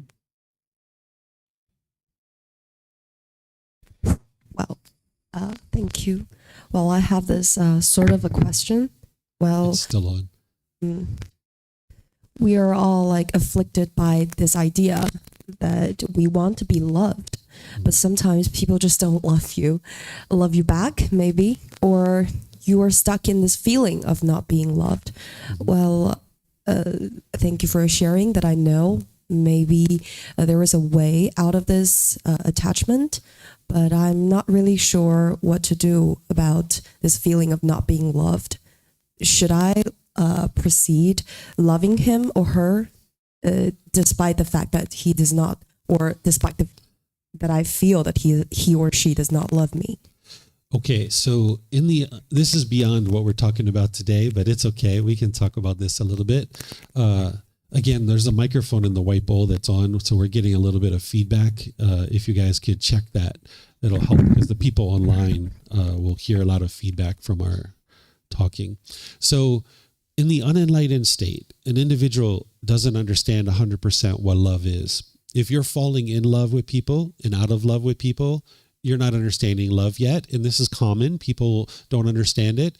That's actually not love. That's craving, desire, attachment. It's sensual desire. Where early on in the relationship, this person is doing everything we want them to do. So someone might say, I love you.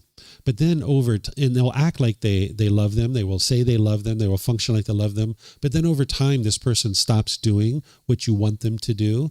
And now someone will say, I've fallen out of love with you. I don't love you anymore. And now they'll start being bitter and harsh and hostile to that person. So basically the mind says, if you do things my way, I will say I love you and I will act like I love you and I will function like I love you. But if you stop doing things my way, all bets are off. I'm not going to treat you that way anymore, right? That is, even though there's no such thing as conditional love, we might call that conditional love. That if you meet my conditions, I will act like I love you and function like I love you. But when you stop doing things my way, I don't love you anymore. That is the selfishness of the mind. That's the craving, desire, the wants and expectations. What you would like to get to is unconditional love, where you have love for all beings unconditionally, understanding that you will disagree with their choices and decisions sometimes, but you can still love the person, right? So like your parents, you didn't agree with 100% of everything they did, but you still love them, right? You have unconditional love for them. So you separate the choices and decisions that they make from the person themselves. And this is what the mind needs to be able to do in all situations. And then treat people with love, meaning you have a genuine interest in seeing them be well. So you need to learn more about what love is. Again, in chapter 15 of this book, this is a different chapter. Chapter 15, I teach about true love, helping you guys understand what is true love. So when we get to that point, I'll be teaching that, because the more you understand what true love is and you practice true love, then true love will come back to you. But if you don't know what true love is, you're not going to experience love. People aren't going to be able to be practicing true love with you. And even if they practice true love with you, you won't spot it as true love. You won't think it's actually love. I had a young lady come to me about a year or two ago, and after I talked about true love, because when I get to chapter 15, I'll teach that, and she said, David, I think I've made a horrible mistake. And I was like, really? Why? She said, I had this boyfriend who was doing all the things that you talked about, and I didn't think he loved me, and I broke up with him. And I was like, well, what was he doing? She was like, well, I invited him to come to my parties with my friends and stuff, and he didn't go. He said, you go have fun. I'm going to stay home and I'm going to hang out, but you go have a good time. And she thought that because he didn't go to the party, that he didn't love her. But in reality, he just wasn't attached. He was like, hey, go have a good time. I can have fun with you, but I can also have fun when I'm away from you too. And I love you so much. I'm not going to put an expectation on you to stay home with me. If you'd like to go out and have fun with your friends, go have fun with your friends. But she perceived that as he doesn't love me. So in order for you to experience true love, you're going to need to understand more and more what it is, to practice it, and then more and more you'll be able to experience it. So I don't know all the details of the relationship you're talking about. You can come talk to me after class if you like, and we can dive into the details. But this is just a little bit to help you understand that you need more wisdom to be able to practice true love, so then that when it's coming back to you, that you can identify it, because the individual that you're talking about may actually have love for you, but you just don't identify with it, and you don't see that it is actually true love. So you need to understand it first. You're welcome. Okay, so now that we've learned a little bit about the fetters, I'm just going to real briefly explain to you the 4 stages of enlightenment. Because as you're eliminating these fetters, your mind's going to move through 4 stages of enlightenment. The Buddha referred to it as stream enter, once returner, non-returner, and arahant. We today refer to this as the 1st, 2nd, 3rd, and 4th stage of enlightenment. But it helps you to understand these because there's a meaning here that once you get to this 1st stage of enlightenment, it's like entering the stream. If a log enters the stream, it's going to eventually get to the ocean. It's just a matter of time. The same thing is true that once you get to this 1st stage of enlightenment, you will get to enlightenment. It's just a matter of time. So that's why it's called a stream enter. So I'll walk you guys through this so you can see it. When you eliminate the first 3 fetters, you will experience the 1st stage of enlightenment. And in this 1st stage of enlightenment, you will have significantly decreased your discontentedness. Whatever you were experiencing in the past, in terms of anger and sadness and frustration and all that other stuff, you've significantly decreased it by the time you get to this point. It's a mere fraction of what it once was. There's significant improvement here. And at this stage of enlightenment, your mind will not regress backwards. Once you're in that stage of enlightenment, your mind is firmly in that stage of enlightenment. If you die in this stage of enlightenment, you will come back to this world no more than 7 times before you actually get to enlightenment itself. Then there's the 2nd stage of enlightenment. It's called a once returner. You've already eliminated the first 3 fetters, but you thinned out number 4 and 5, the sensual desire. This is where you might notice that your sensual desire and ill will is not as strong. If you think back to when you were a child and maybe a teenager, you had this fierce rage and this anger maybe in your mind. But then as you've aged, that's kind of dissipated a little bit. That's what it means to have thinned out a fetter. Just because you're having less anger than when you were a teenager doesn't mean you're in the 2nd stage of enlightenment, but you can understand what I mean by greatly thinned a fetter, that it's thinned out. It's not as strong, as prominent as it once was. We call this a once returner because if you die in this stage of enlightenment, you will come back into the human world one more time and you will actually get to enlightenment in that existence. Now, I know I'm starting to talk about the cycle of rebirth here a little bit. I understand that you haven't necessarily confirmed that for yourself yet, that the cycle of rebirth is true.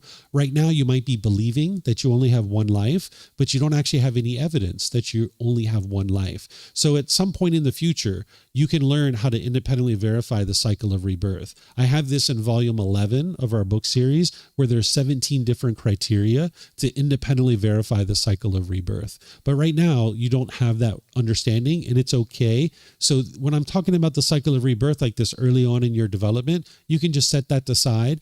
Just kind of know that, yes, I understand what David's teaching. I understand what the Buddha taught here, but you don't necessarily need to fixate on that. But just understand that that's what's the case is as you're progressing in these stages of enlightenment, that if you die in these stages of enlightenment, this is what's occurring here. Then there's the third stage of enlightenment, which is called a non-returner. If you die in this stage of enlightenment, you will not return back to the human realm. You will actually be reborn in the heavenly realm, and you will get to enlightenment from there. But that's not ideal. That's not what you're interested in accomplishing. And someone who's in this third stage of enlightenment, they've eliminated the 5 lower fetters. This type of individual is only becoming discontent once every 3 months, once every 6 months. It's very infrequent and it's very insignificant. It's maybe like 20 seconds, 10 seconds, 3 seconds. It's so minor and minimal that the other people around you won't even know that you're actually discontent. It's just internally within your own mind. And it's very infrequent. So oftentimes people in the third stage of enlightenment can have a bit of complacency because they're not experiencing much discontentedness. And you don't really have that built-in motivation to keep on going. So you need to be able to continue to stay dedicated, determined, and diligent in the stage of enlightenment so that you can stomp out all the rest of these fetters. Then as you eliminate all the fetters, all 10 fetters, this is referred to as an arahant. Today, we would probably refer to this as an enlightened being or the fourth stage of enlightenment. This is where the mind is actually enlightened, that you've eliminated all the 10 fetters. The mind's completely purified. You'll notice that it's 1 year, 2 years, 3 years. There's no discontentedness in the mind at all. Not even the slightest ickiness, not even the slightest dislike towards other people. Right now, you might have certain people you like and certain people that you dislike. That dislike is coming from your own mind. You're having sensual desire that the mind thinks if everybody does it my way, I like them. But if they don't do it my way, I dislike them. That dislike is coming from your own mind, and you can eliminate that by eliminating these fetters. So by the time you get to the fourth stage of enlightenment, where the mind's actually enlightened as an arahant, your mind won't have the slightest ickiness in the mind. The mind will be bright, cheerful, glad, uplifted. Your mind will experience the peace and the joy. You'll have focus, concentration, clarity. You'll notice that you don't get exhausted and tired anymore. Like right now, when you go out into the world and you have a really good day, you might come home, you're like, wow, it was such a good day. Oh my gosh, this was so wonderful. That's because all your sensual desire was getting fulfilled. But if you come home at the end of your day and you're like, this was a horrible day, that's because your sensual desire wasn't getting fulfilled, right? But by the time you get to enlightenment, your mind doesn't experience that anymore. Because when you're coming home and you feel exhausted and tired, that's because your sensual desire isn't getting fulfilled and your mind's having complications and struggles with that. But by the time you eliminate this, every day is a wonderful day, right? Because you're having a cheerful time no matter what. If it's sunny outside, you're already happy before it's sunny. If it starts to rain, you're already happy. You can maintain your happiness. If your bank account balance is here, you're happy, but not because the bank account balance is here. And then when the bank account balance goes down here, you can still maintain your happiness. But in the unenlightened state, you can't do that. You can only be happy when your bank account's here. And when it goes down here, you're frustrated or annoyed. So by the time you get to enlightenment, you can be peaceful and joyful. Your mind is bright and cheerful and uplifted and glad at all times. So this is called an arahant or an enlightened being. They've eliminated all the fetters, all 10. Then there's something called a Buddha. A Buddha is an individual who is an arahant. They are an enlightened being, but they've gotten to enlightenment by themselves without the help of any teachers or any guides. They then dedicate the rest of their life to sharing their independently discovered teachings with countless people, and countless people will get to enlightenment during that person's lifetime. Then they will preserve their teachings in such a way that countless more people will get to enlightenment after their death. So being a Buddha is not a stage of enlightenment. It's a very unique and rare type of individual. The last one that the world's currently aware of existed over 2,500 years ago. So you're going to need teachers and guides to help you. This individual that we refer to as the Buddha or Gotama Buddha, he meets these 3 criteria in these other ones that are up here as well, where we consider him a fully, perfectly enlightened one, where you can get to enlightenment and you'll experience the enlightened mental state, but you won't be fully, perfectly enlightened. You'll be an enlightened being, and you will be performing perfectly in the world. You won't be causing harm to others, but you're still going to have a little bit of things here and there that maybe didn't lead to your enlightenment, but you still do those things. So you're going to need teachers and guides to help you. But an individual who's a fully, perfectly enlightened Buddha, they didn't need any teachers or guides. So if they try a certain meditation and it's working to improve the condition of their mind, they know that that's part of the path. But if there's a certain meditation that they're doing and it doesn't work to improve the condition of their mind, they will discard it. So that by the time they get to enlightenment, what they know is the path to enlightenment. And now they spend the rest of their life illuminating that path for everybody else to be able to see what it takes to be able to get to that enlightened mental state.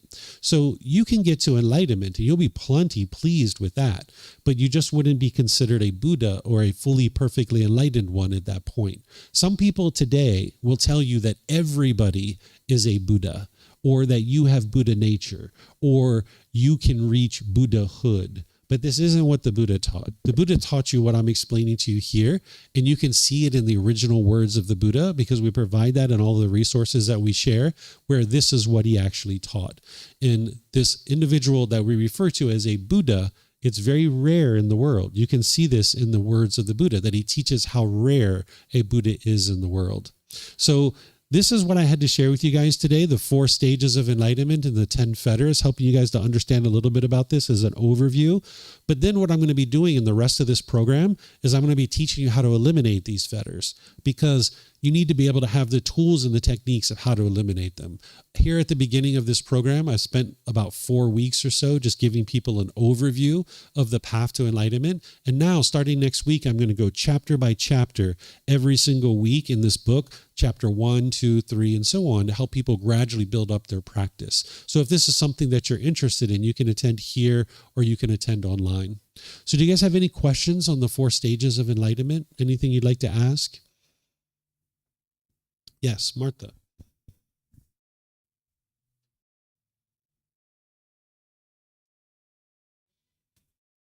I'm just checking it's working. Go back to the second. So I'm just thinking, does the stages of enlightenment, Buddha's teachings and philosophies out, would it be in realms? I'm having trouble hearing you. The microphones in the back of the room are actually better quality. Those, I think, are the blue ones or the green ones, but the other ones are actually work much better.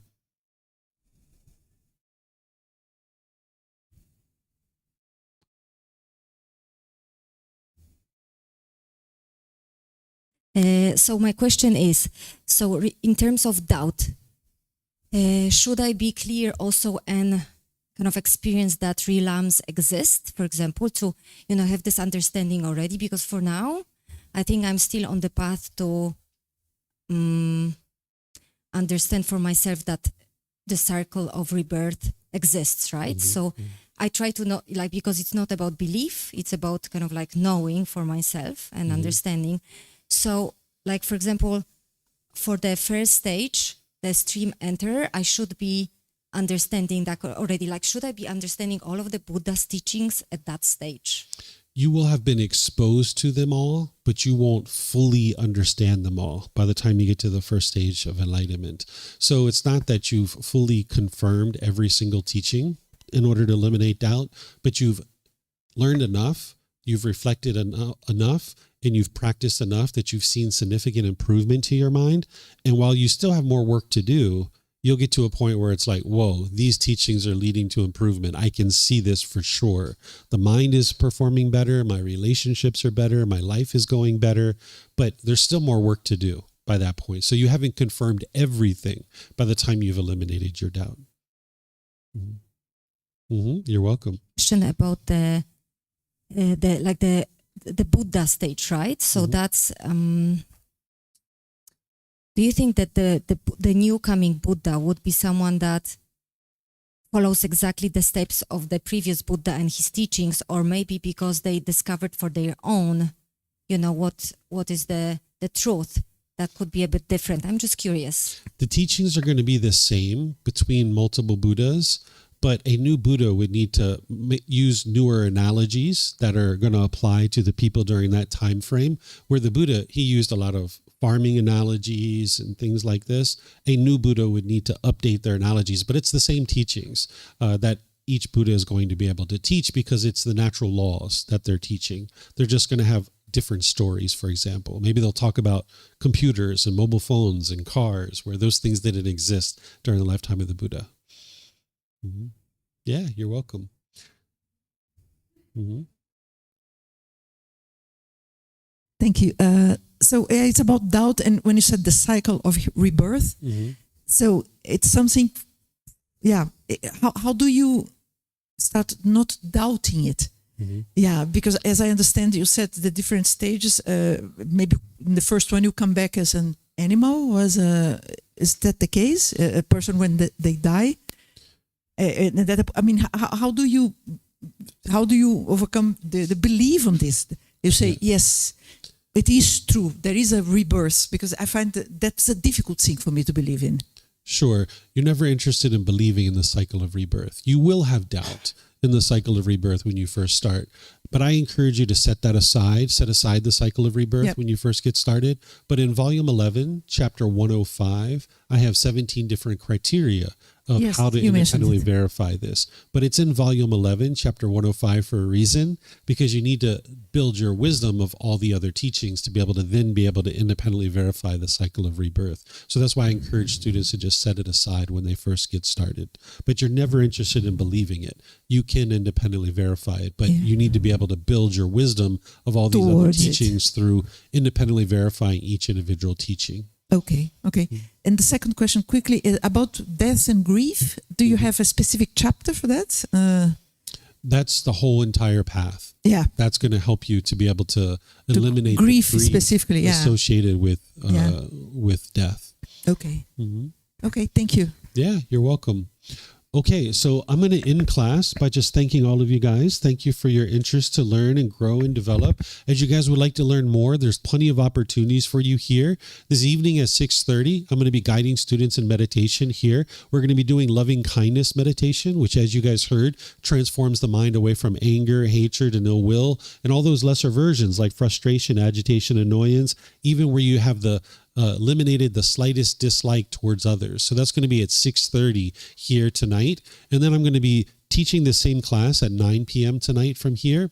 Then next week, I'm going to be teaching the Foundation and the Path to Enlightenment course, where 9 to 3 p.m. each day, I'm going to be giving you guys all the content you need to really build a strong foundation in the Path to Enlightenment, understanding the teachings of the Buddha. And that kind of ends on Friday, where I take students out for a temple tour. We go to a forest temple. We go to a temple on top of the mountain where I teach you the artwork, the architecture, and the symbolism of Buddhist construction, Buddhist temple construction. So when you visit temples, they'll have more meaning for you. So you could come for the whole course or different pieces of the course, or you could come just for the tour if you like at 9 a.m. on Friday from here. You'll see these events and other events on our bulletin board over there. You'll see it on our website too. So whatever you choose to do today, have a very lovely and wonderful rest of your day. We'll see you next time. Sawadee krap. Sawadee krap.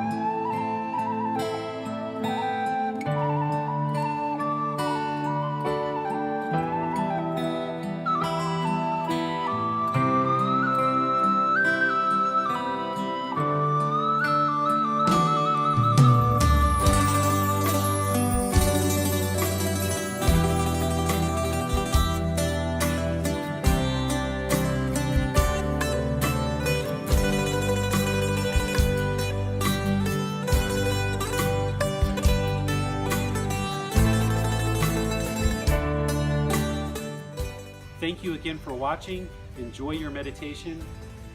Look forward to seeing you online and answering any questions that you might have. Thank you so much.